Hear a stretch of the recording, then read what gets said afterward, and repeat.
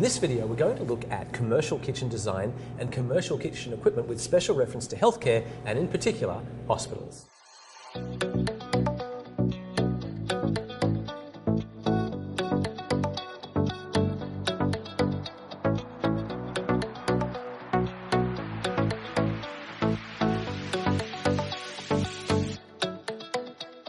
Hey Ellie, how you doing? Great, how are you? I'm doing well, thank you. Now, you've had quite a lot of experience here in the world of commercial kitchens in healthcare. Can you tell me a little bit, what are some of the key factors you've got to consider here? The number one thing is definitely speed, in the sense of making sure to be able to execute the correct amount of patients in the correct amount of time. Okay, so give me an example here. Let's say you've got a hospital that's quite big. How many patients are we talking about? So, about 800 residents is a fairly sized large hospital, which means that they need to be able to feed everybody within a 3-hour lunchtime. And so then there's more than one meal a day as well? Correct. Okay, so what kind of equipment are we looking at to sort of line up and make that happen? Specifically with hospitals, there will be a la carte style dining.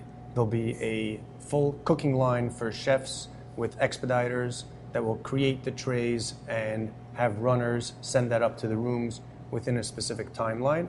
Right, because you've got to deliver this food not just to a food hall, but actually out to all the different people in the hospital. Correct, and there's times where there's about 10 different wings that it has to get to up on every different floor, and there's a timeline. So if you order your lunch at 1, the expectation is that it'll be there before 1:45. So that's something that's very new, a new trend, that's meals in the sense of a la carte and room service to fine dining.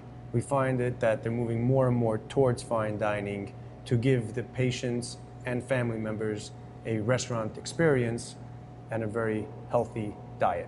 That's interesting actually, because as I remember hospitals, they were selling, little tubs of Jell-O. Are you telling me those days are gone? Those days are gonna disappear. Obviously, they have to cater to each person's diet accordingly, and actually with this program and this style of diet, it's much easier to cater to everyone's needs versus everybody getting a specific diet of the day.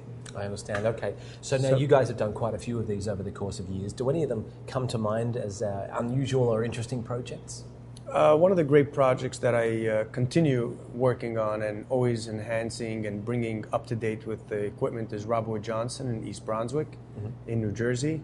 Another great facility that we work with is Overlook Medical Center in New Jersey as well. And we're actually currently remodeling the Morristown Medical Center, where we're moving from traditional tray service to the a la carte room service. So there's a whole new arrangement of needs in the sense of being able to cater for that, to be able to expedite those trays, a different setup in regards to the cooking equipment. So there's pre-cooking and batch freezing and a lot of prep in bulk, and then it gets cut down to smaller portions and gets divided per tray.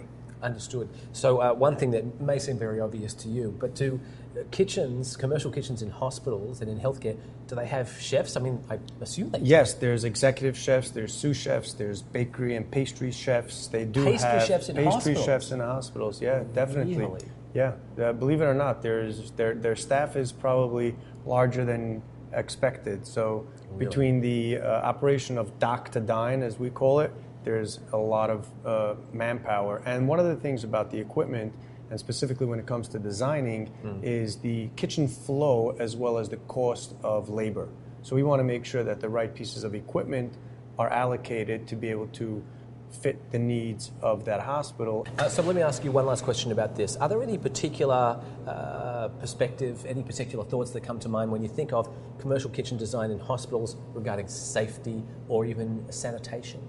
So sanitation and safety is obviously always the first thing that we take into consideration, because there's obviously the food prep safety, and then there's the delivering the meal on a temperature control basis, so there's safety till it gets to the resident. So safety is always definitely the number one throughout the kitchen, throughout the distribution of getting the patients or the residents their food.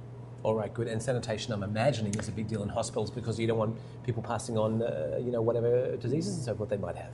Yeah, well, yeah, safety and quality control and all of that really falls onto one spectrum of making sure that everything is refrigerated at the right temperature, everyone is washing their hands, everybody has their hair nets and beard nets, and all of that stuff that's regulated. Okay, cool. That makes a lot of sense. Well, thank you for your insight there. I appreciate it. If you'd like to find out more about commercial kitchen design or commercial kitchen equipment, please visit us online at culinarydepot.inc.com.